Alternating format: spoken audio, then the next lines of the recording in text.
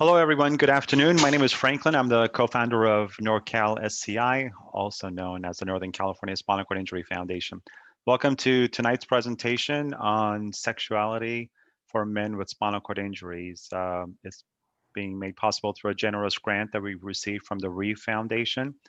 The presentation by our speaker, Rafe, is going to take maybe about 30, 35, maybe 40 minutes at tops, and then we'll have a pretty good, healthy amount of time for your questions. So a couple of housekeeping items. Everyone has been muted in order to eliminate any potential for background noise and distractions. If you have any questions, you could use the chat feature on your screen to feed them to me, and I'll ask all the questions at the end of the session during our Q&A session. So that's number one. Number two, we are recording tonight's presentation. And that way, if you need to step away or jump off this presentation, you will receive an email probably this coming weekend with a link to the video of tonight's presentation. So no worries about missing anything. So that's basically kind of all the stuff that I wanted to share with you. And without further ado, let me introduce our presenter, Rafe Eric Briggs. He's the founder of Sexability, an organization committed to transforming sexuality and disability. He's a sexual health educator working with people with disabilities and healthcare professionals who support them.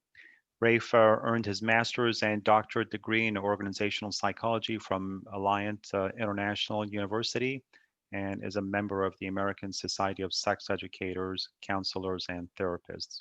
He's a certified master somatic coach from the Strozzi Institute and an expert on non-genital orgasms. Rafe, while he was traveling in India in 2004, fell off a building and unfortunately experienced a spinal cord injury at the C5, C6 level, leaving him with paralysis below his chest. For the last decade, he's been counseling individuals and teaching healthcare professionals on sexuality and disability at various colleges and hospitals as well. So without further ado, it's my pleasure to welcome Rafe. Take it away, Mr. Briggs. Thank you, Franklin. Can everyone hear me? Yes. Good. Okay, great. Okay, well, let me see if this will work. Share screen. Going to share our presentation. Hopefully this will work. Okay, just a second, let me get this up. All right. Great, thank you all for joining. So I don't know, some of you may have been present on the workshop that Lisa did last night. I'm doing the one tonight for men, sexual health for men after a spinal cord injury. A lot of the materials we have been collaborating on and co-developing. So if some of these slides look similar to on last night, this is why, but we'll be speaking about it from the context of how this applies to men after spinal cord injury. So anyhow, a little bit, as Franklin mentioned about me, I've been injured for 16 years. I live in Berkeley, California. With a spinal cord injury, C5-6, and most of my life it was a very active and both sexually active but physically active person. And sexuality has always been something really important to me personally. And so after I broke my neck, one of the first questions I thought of, as a lot of people do, or wonder if I'll ever be able to move my body again, walk again. But also I was just really curious about sexuality since I couldn't feel 3/4 of my body. So this took me on a journey of self-discovery and self-education. And so that's how a lot of the material and how I've become knowledgeable in this area. So I'm happy to share what I learned with you tonight. So yeah, we just went over this. I have a PhD in organizational psychology, Master Somatic Coach, work as a sexual health educator for individuals doing coaching one-on-one, also through Zoom. And I have done a few consultations with different healthcare providers and institutions, mostly universities. For my website, you can check it out at sexability.org. That's also going to be a link later in the presentation. So this is kind of a general outline. We'll go to more detail as we go along. But you know, the big question is, what is sex? Sex is so many things to so many different people. A lot of people, when they think of sex, they have a certain representation in their mind about what sex looks like. And I know before my injury, I pretty much thought of sex as primarily as intercourse. And then I just learned that, boy, it can be so much more than that. But it really requires you to expand your mind and your awareness and learning too, expanding your knowledge. We're going to be talking about pleasure. Pleasure is something really important to me. When I was in rehab, I remember meeting with the doctors and they told me, well, we have medications to help you get erections. And we also have techniques for helping you to have children. And that was all the education I got. This was back in 2004. And one of the big questions I had is, what about dating? What about pleasure? What about intimacy? So we're going to spend a good amount of time tonight talking about pleasure. So I think pleasure is really important in this topic because, you know, it's such a new area, and what may have given us pleasure before doesn't give us pleasure. We have to discover different areas. Also, some areas may be very sensitive in our body, and we need to be aware of that as well so we don't irritate those areas. Stress and desire. So stress, physical, emotional stress can definitely impact our desire for sex. So being mindful of that, looking for different techniques to lower your stress is important. Body image is a big issue and a big concern for a lot of people, including myself. You know, our bodies change a lot through an injury. They also change as we age.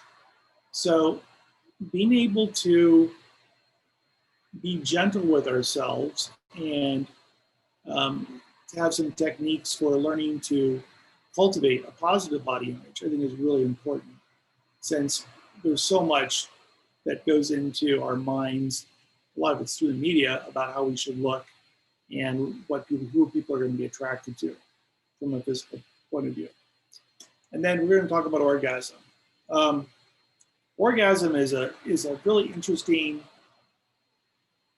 term that I think it changes a lot for people with spinal cord injury, because there's still 52% of people with even complete spinal cord injuries, according to one of my colleagues, Dr. Alexander, in a study of about 1,000 people, both paraplegics and quadriplegics, said that they could still have an orgasm. Now, what does that look like? What does it feel like? It's different for every person. But it's really important to know that it's still possible for you to experience an orgasmic wave of pleasure during sex, whether that be with a partner or exploring on your own. Okay, this is a definition of sex from the Ultimate Guide to Disability by Corey Silverberg. One definition of sexual activity is any behavior that someone engages in alone or consensually with others that's considered sexual by the people engaging in it. In other words, everyone involved wants to do it and thinks of it as sexual. It's reasonable to call it sex. So I think that's a very interesting and kind of broad definition of sex. And you know, it's wide enough to where we can start to look at that and say, okay, well, let's also understand what is sexuality.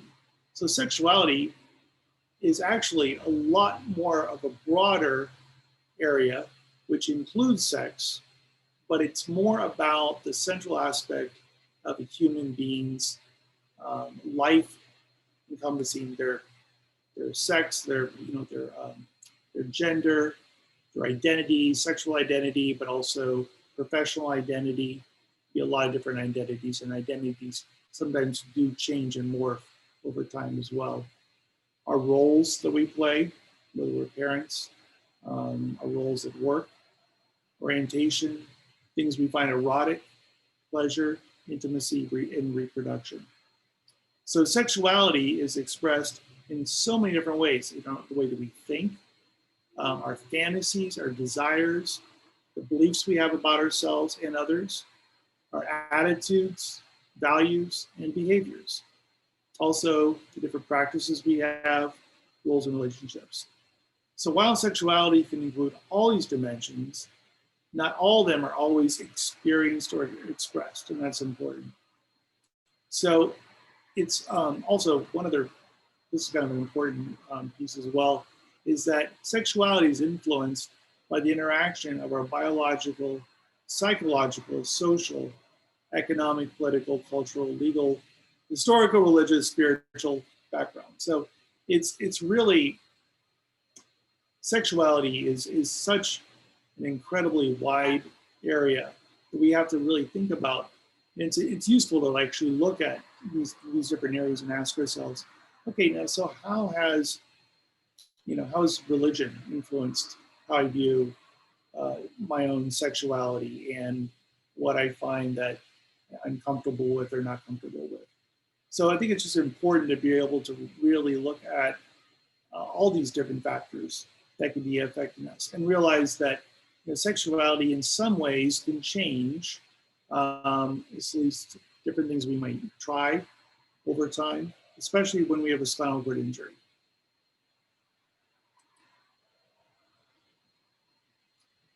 What is sex now? The terms sex and sexuality have not changed. What does that mean? Well, what I want you to do is I want you to look at what is your own personal definition of sex. Think about that for a minute. You might want to take a minute to write that down. Then also looking at your behavior. So what is your sexual behavior? How can you change that? And the last bullet is the sexual sandbox is much larger than you knew prior to SCI.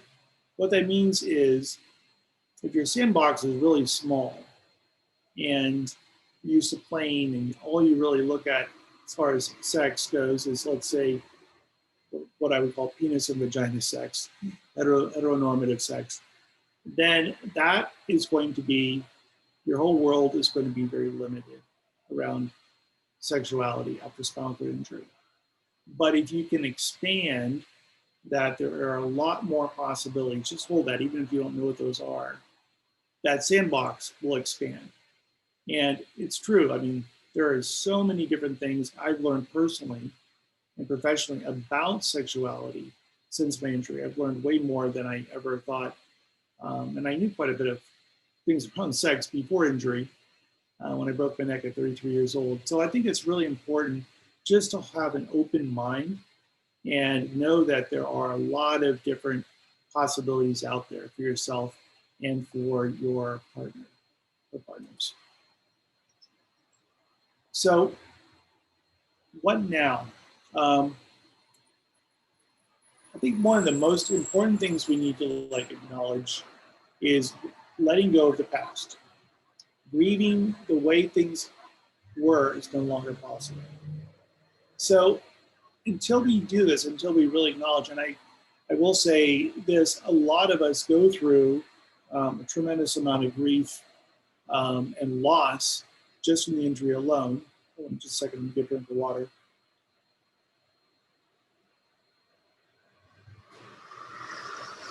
And if we don't grieve what we've lost, then that grief will show up in the bedroom or show up in other places.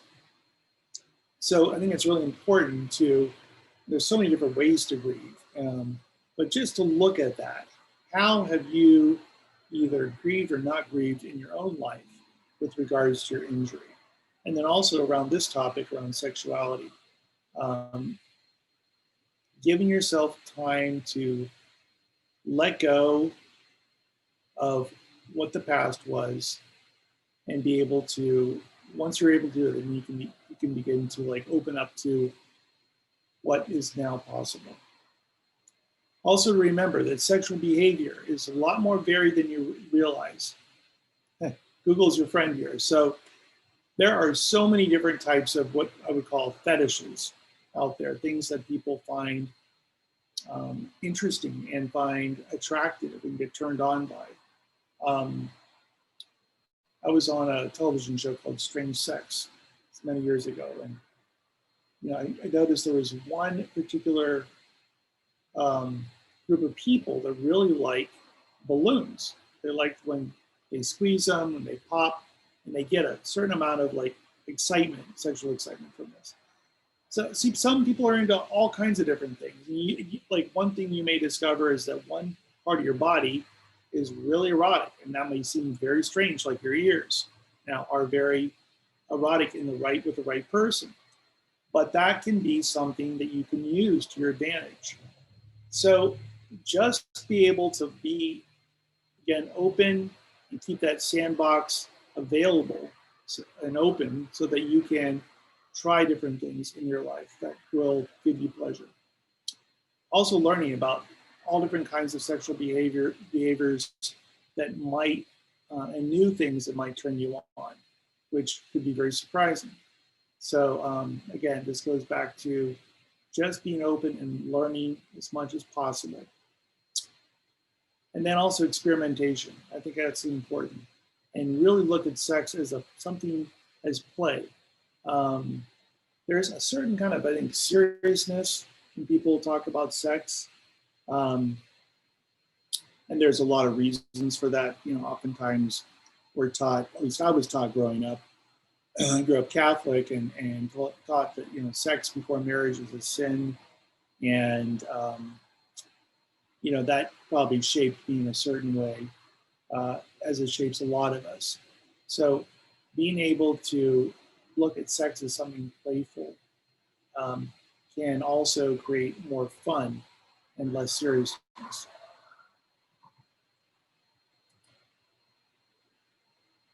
Next slide is on body image and sexuality. So body image refers to the way that we see or perceive our own experience. It can have an impact on our sexual function and desire.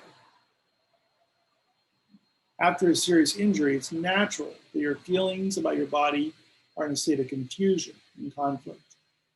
And it may take some time to feel good about yourself after an injury like a spinal cord injury. So body image is how we perceive ourselves. And I think it's also interesting and useful to learn how do other people perceive us. Because sometimes those are very different. And we may exaggerate a certain part of our physique that we find unattractive, and other people like, you look great. Or, so I think it's useful to be able to look at ourselves in a mirror and acknowledge, okay, this is what I find attractive, is what I don't find attractive, and really begin to look, how can we begin to shift if we have a negative body self-image? What are some techniques for creating a more of a positive self-image? So even if you had positive feelings in your body before your injury, there's probably an adjustment period afterwards. So for myself personally, I feel like I was very blessed to have a very healthy and attractive body by my own point of view. And after my injury, I noticed, my abdominal muscles didn't really work like they used to, and started developing a quad belly, and I started, my muscles were atrophying. And so I immediately started thinking, God, I'm not as attractive as I thought I was, and people aren't going to find me attractive. The opposite sex won't find me attractive. And, it's a very easy way to start to like spiral downward. And that can really affect how much we put ourselves out there in dating. And also just being able to feel good about ourselves.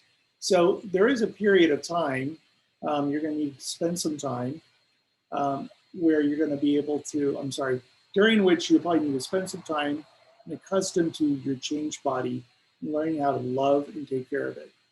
The key word there, I'd say, will both love and take care of it. finding ways for self-care. What does that look like? Whether it be exercise, it could be eating a good diet, getting some sun, you know, a little bit of vitamin D every day. These are all different techniques as far as self-care. Learning to love it is probably one of the harder things.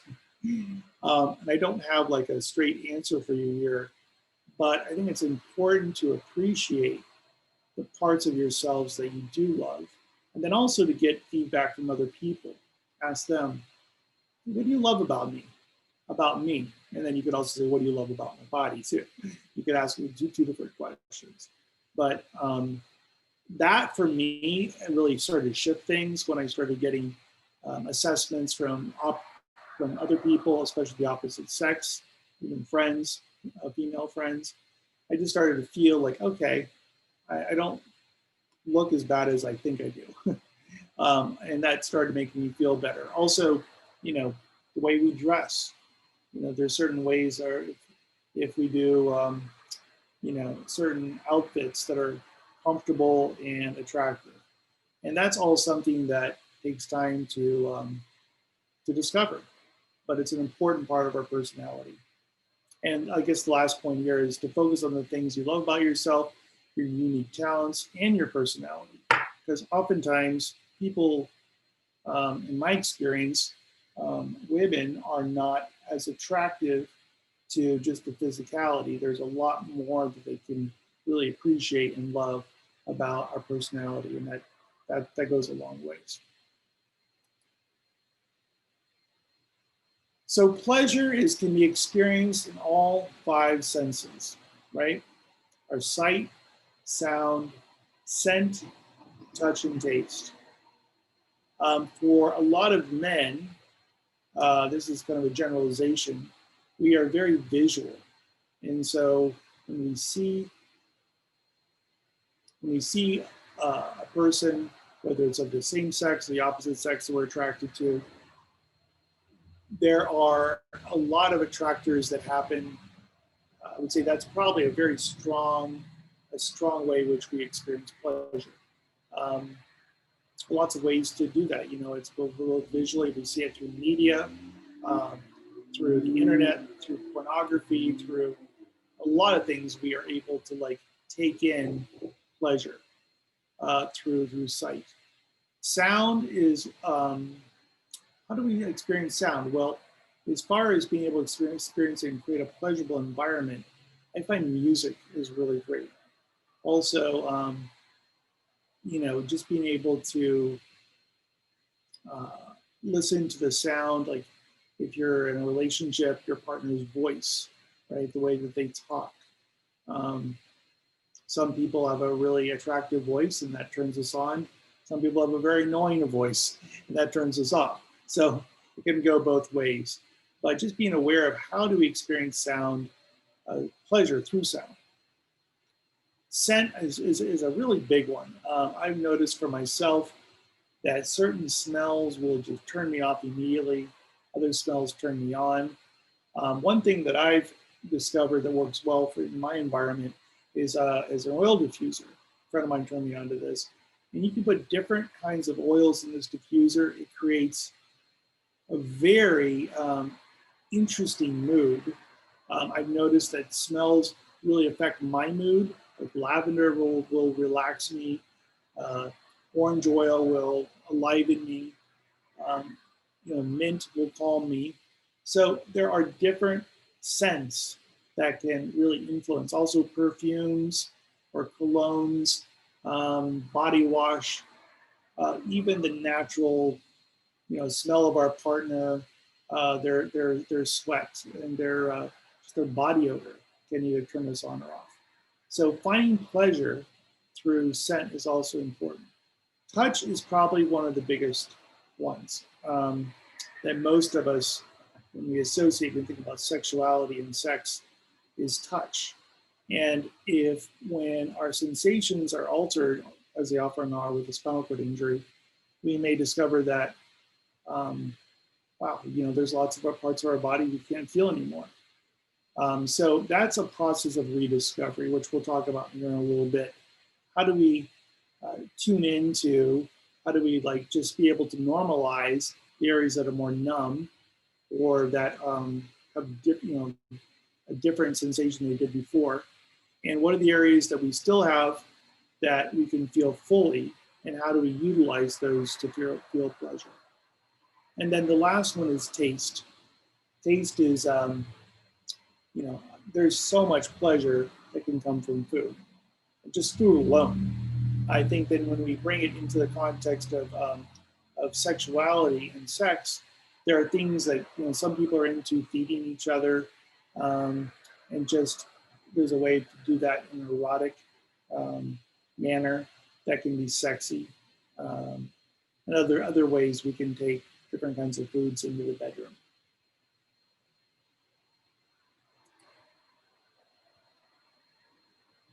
So as I mentioned earlier, one of the biggest senses that's most affected is touch. So it's important to explore other senses in your body. Be in your body, number one. What does that mean, be in your body? Well, if you take a moment right now, let's do a little exercise, and just notice, where are you breathing? Is your breath high in your chest? Is it low in your belly? And just start to focus on your breath for a minute. And bring your breath down to your belly, right by your navel. And just begin to really settle into your body. If you can, just feel the weight of your seat and your sit bones in your seat. And this is an exercise that I'll do with myself, because it's very easy for us to get a little spun up into our mind, right, as we're thinking. And when it comes to sex and sexuality, being in our body and feeling what's going on in our body is really important. Number one, it helps us slow down.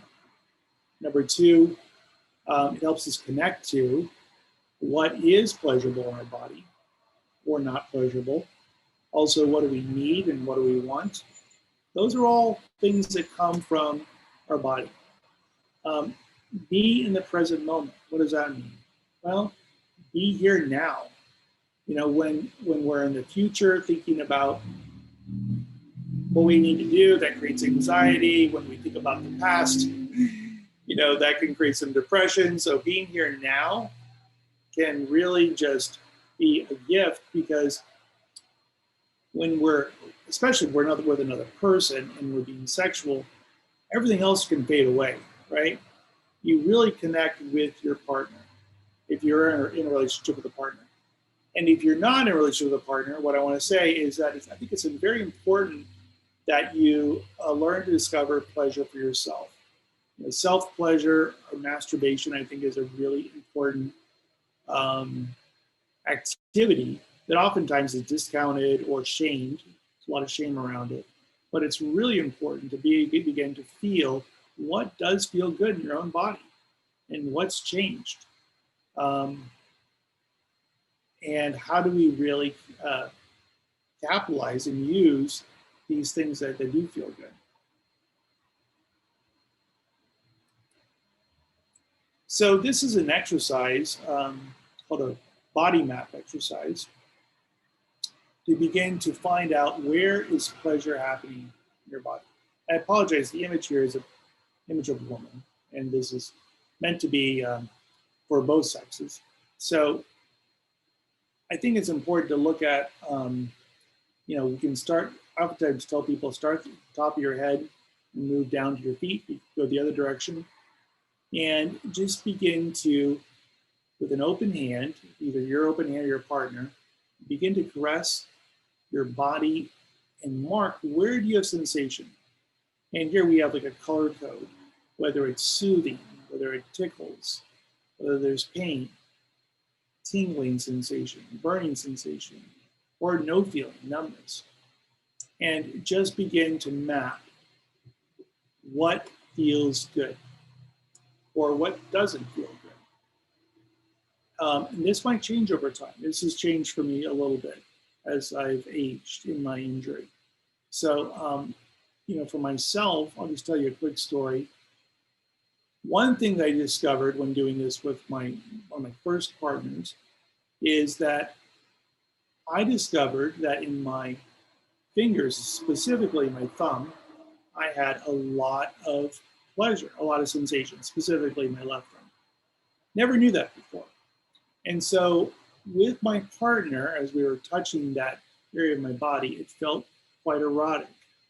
And I was able to use that to my advantage and eventually use that to begin to experience what's called a non-genital orgasm, which was blew my mind that I could actually experience orgasm through my thumb versus other parts of my body that are more traditionally triggered by orgasm. So, for you, it might be your ears or your neck, or it could be your genitals too. So there are a lot of different ways to experience, pleasure.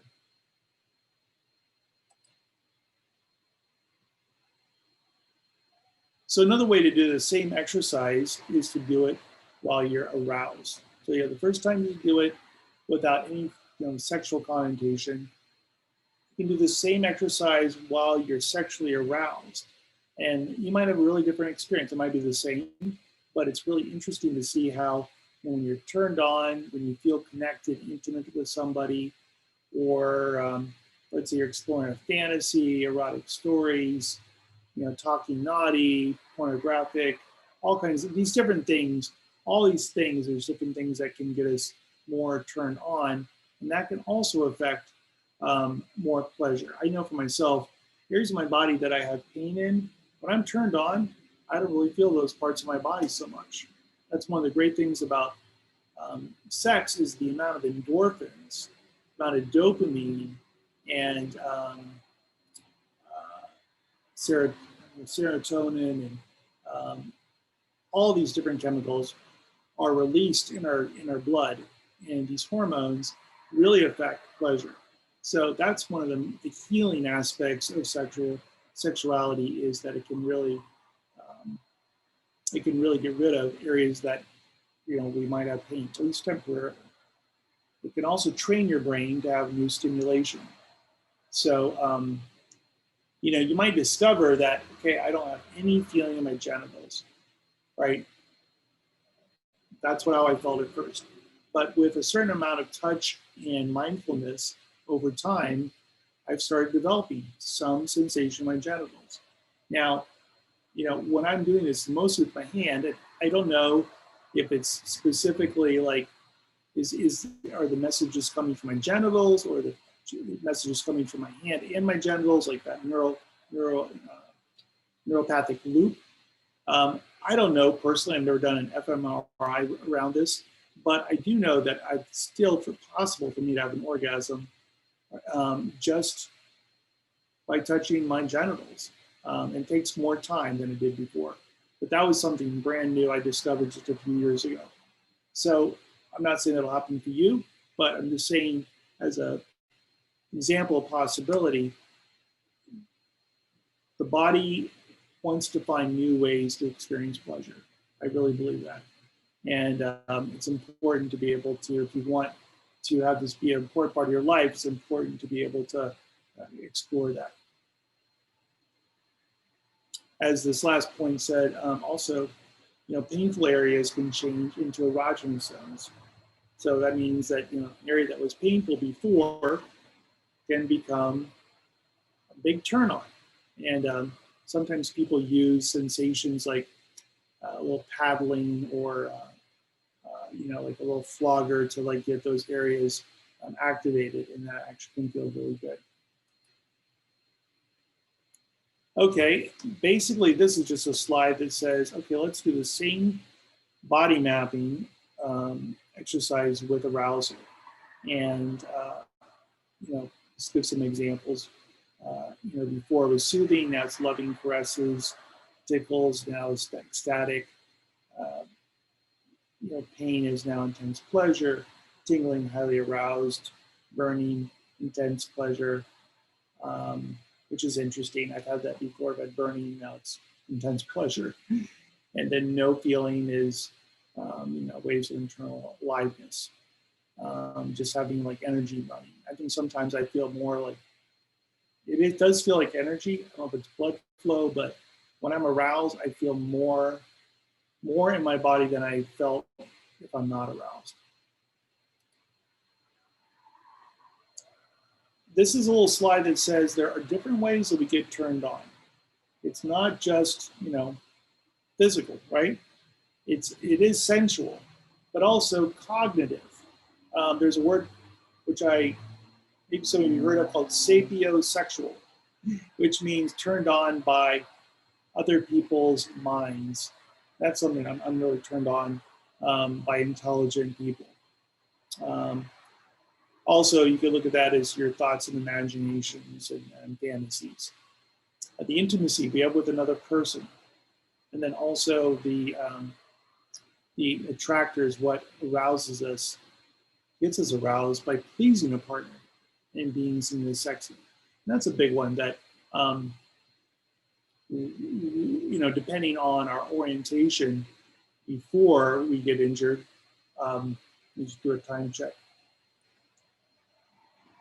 Some of us might discover now after injury that as we focus on giving pleasure to another person, that actually gives us pleasure.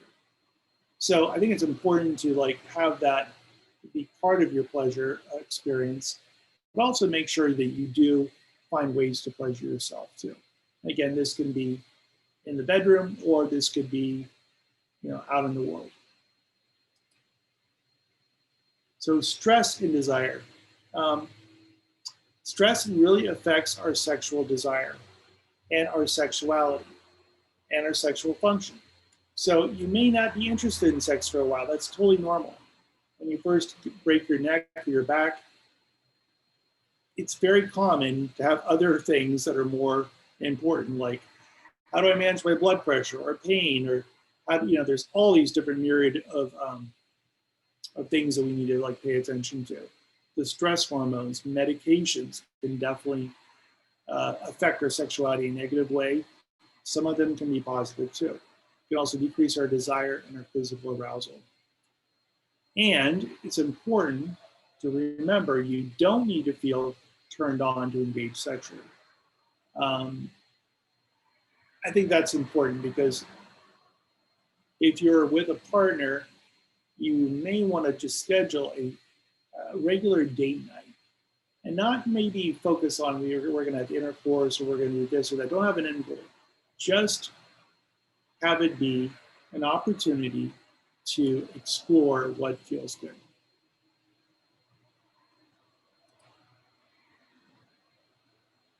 So another little slide about body image. I think I mentioned some of these things before. It's the way we perceive our own appearance. Give yourself time to grieve. It can be very confusing and conflicted at times. It's easy to get preoccupied by your physical appearance and fear of rejection. And I will say, this is a challenge that a lot of us face, especially for dating, is that we get rejected. I mean, rejection happens for a lot of people, especially men, even if we're able-bodied.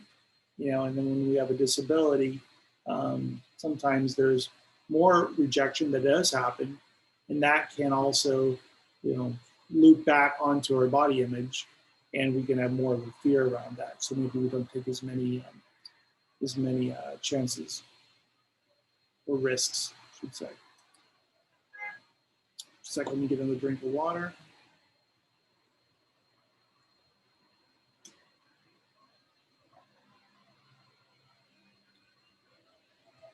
Here's a real quick little exercise, some exercises for how you can improve your body image. You can write down a list of the exact words you say about your body. For example, I hate my skinny legs, my stomach's too big, no one ever loved me. You can also make a list of the things that you like about yourself, your physical, you work out hard in PT, the traits that you find attractive, smart, and kind, your appearance, socially, you love your friends. And every time you say one of these negative, I would say affirmation or assessment, you add one of the positive ones. So, for example, I hate my skinny legs and I'm smart and kind. So you're acknowledging what you don't like and what you do like. So it's an opportunity to really embrace your full self. Now, these are a few tips for our body image. The B and B stands for bowel and bladder. Empty your bladder before sex. So make sure your bladder is empty. If you catheterize, make sure you do that before. If possible, do your bowel program before sex. I find personally, I'm always a lot more sexually responsive and like to have dates after my bowel program. And I think that's for a number of reasons. Number one, we don't want to have an accident. And number two, our bodies, at least my body physiologically responds better sexually. I don't have a lot of stool inside me. And if you have a urinary tube, such as a suprapubic or Foley, use some tape to secure it out of the way so it doesn't, get in the way of sex. And also, that's another thing, having certain things that we might find, just acknowledging, like if you have a date with somebody new, by the way, I have a catheter. This is how I manage my bladder. And tell them that before you take all your clothes off. So they're not like, what is that tube? I think that's an important piece. And also make sure the tube has slack in it so movement won't pull and irritate your bladder. That's happened to you before. Okay, spend a little bit of time here on orgasms of pleasure, and then I want to give you some time to do Q&A. So orgasm is a reflex response of the autonomic nervous system, part of your nervous system that controls your heart, your breathing, your digestion. And even if you cannot feel your genitals, you can still have orgasms. This occurs because persons with spinal cord injury use voluntary, or what's called somatic nervous system, to experience orgasm. So it's the same part of our body that is automatically influenced through different triggers.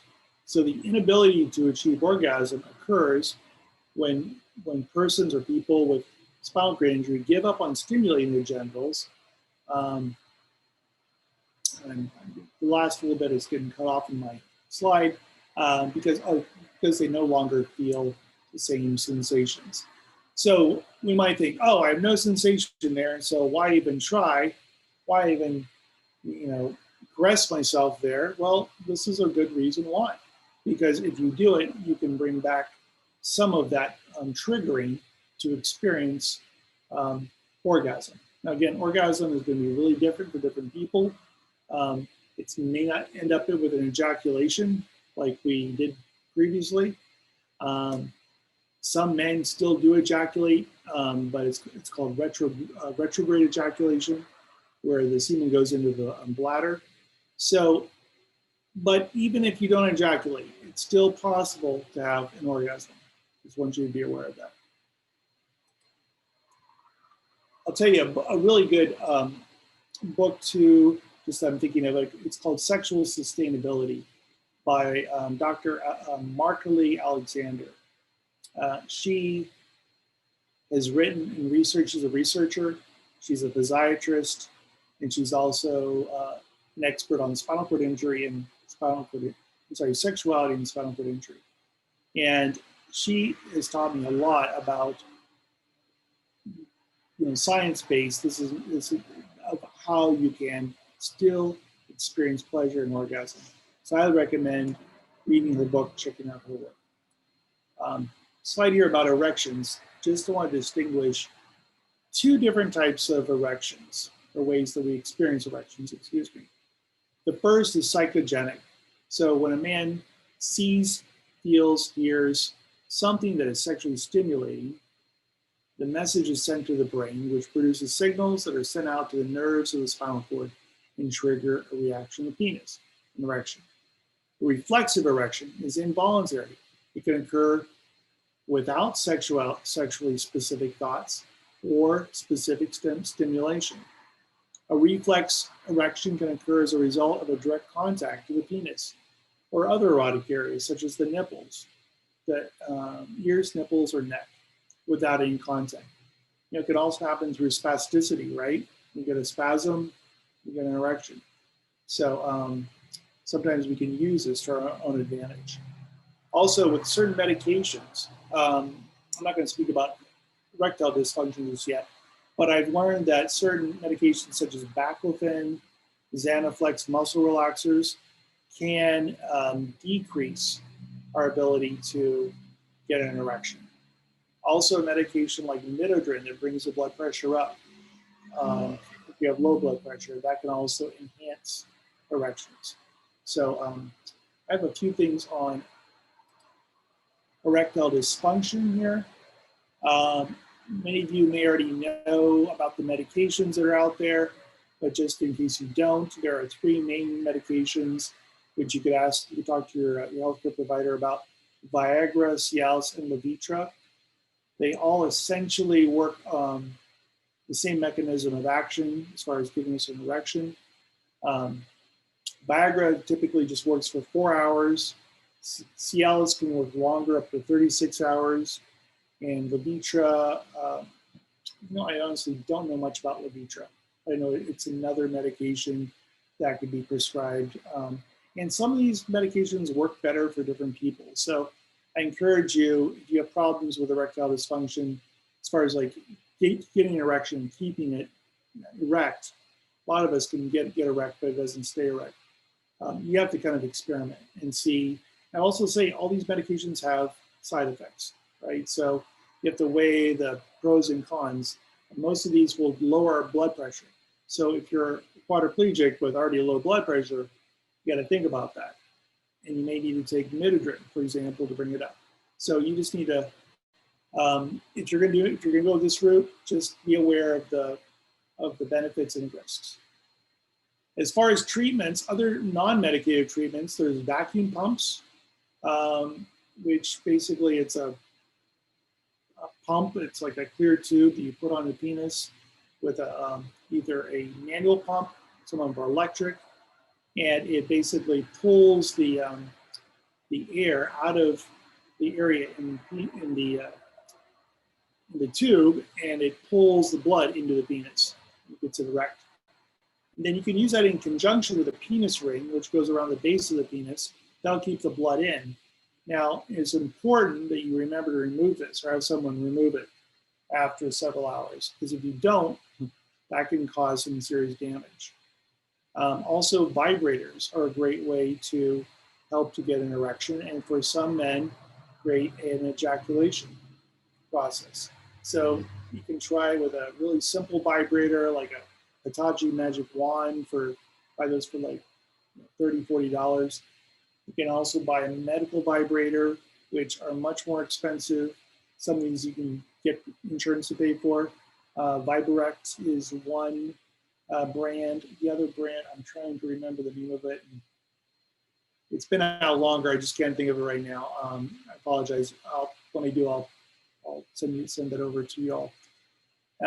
And then when these methods don't work, one of the last options that's out there is a penile implant. And what this is a surgical procedure, which a tube goes into, Verticare. Thank you, Lisa. Verticare is the other medical vibrator. So Verticare, Vibrect are two that you can talk to your healthcare provider about. And then, but I would start with just a basic vibrator and see how that works, like see what that does for you. And I noticed stimulating like right again the head of the penis, an area called the frenulum. That's got a lot of nerves that can really help with pleasure and also with maintain erections. But the penile implant procedure, much more involved. It is a surgical procedure where basically you have a tube that's inserted into the penis, and at the bottom there is inserted a pump in the scrotum, and when the procedure is done, you basically just pump the testicles and your penis gets hard. So pretty cool.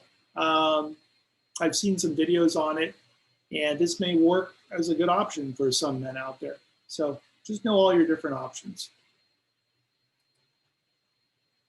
All right, we're almost done with the slides.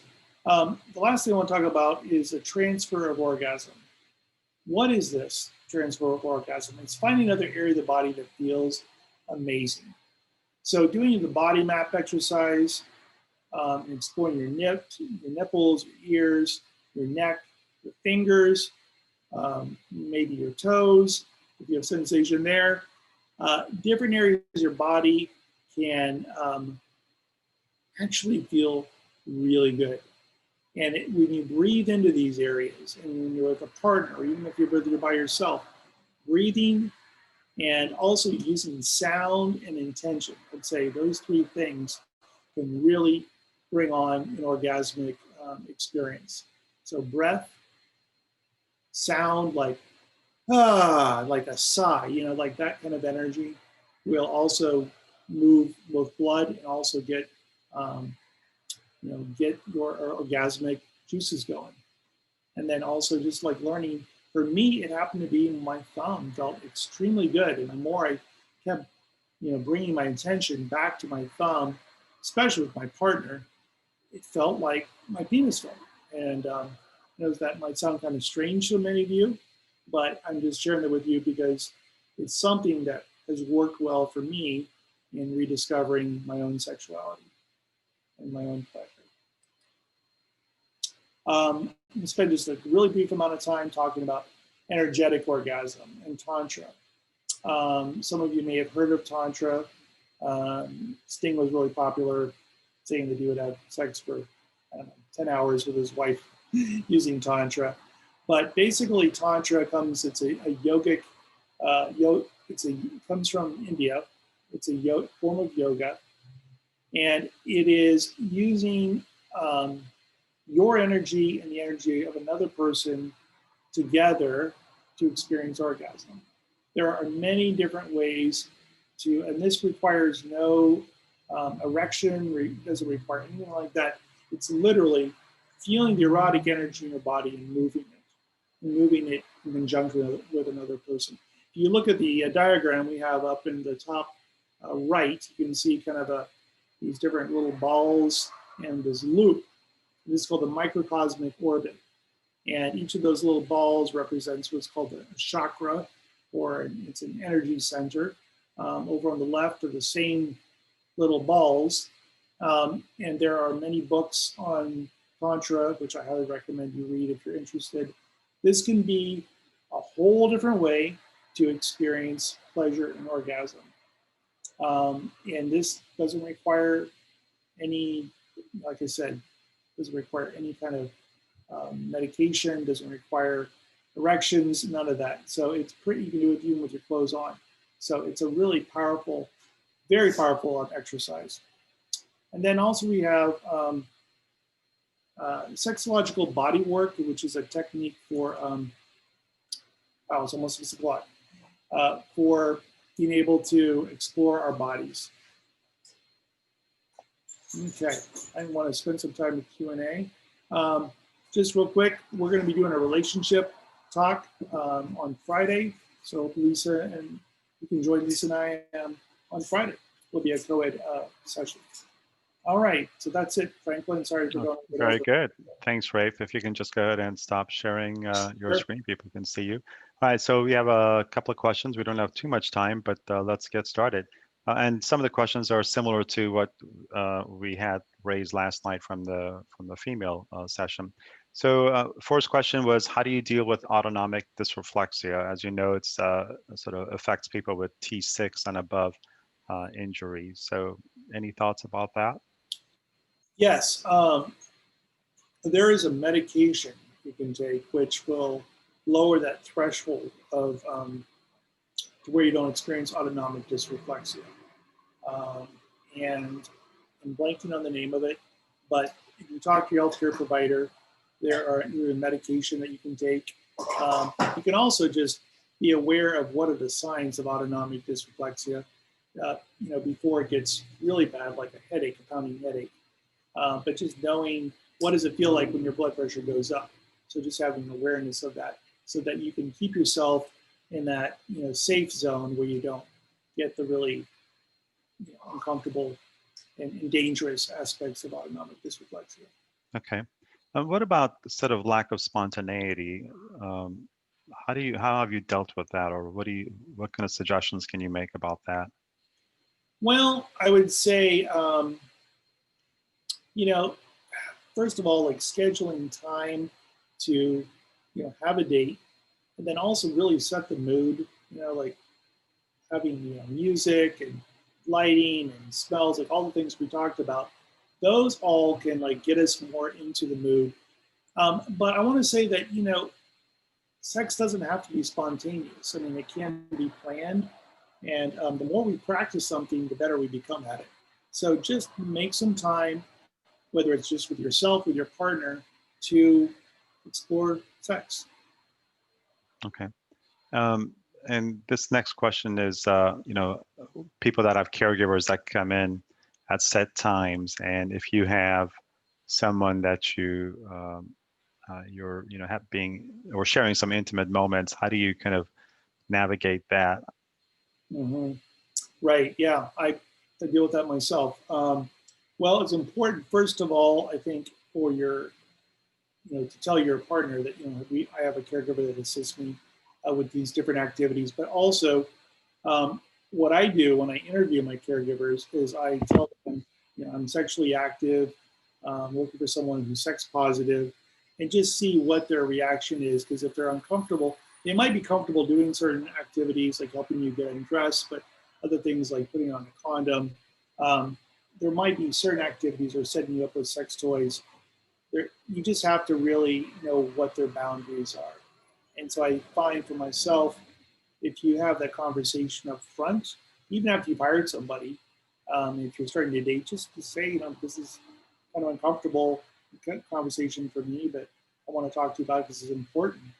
And also to say that sex is an activity of good daily living, as defined um, by the medical community. So it's part of our lives. It's important.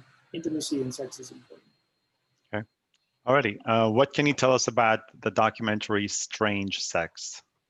Ah, well, it's a television show put on by Discovery, and there's a bunch of episodes, and it basically explores things that are unusual. I mean, that are kind of not the normative what we see on television, and maybe we don't experience every day about sex. So it's a huge variety. There's episodes where I talk about my thumb and how that's become orgasmic. There's an episode that I find really useful that talks about how to use your breathing and your mind to have an orgasm. This woman demonstrates it in a functional MRI machine. So there's a lot of things you can learn. Some of the things be like, okay, that's a little too weird. But there are some really useful things you could, and it's all on Netflix. So you can check it out there. Okay. Is it available, do you know, on YouTube or where? I don't know. It might be on YouTube. Some like little, I think there's some clips on YouTube. Okay. Full episodes are on Netflix. Um, but it can be a useful way to educate yourself. Okay. Very good. We have someone who had a spinal cord injury at the age of 6 and whose parents were their primary caregiver.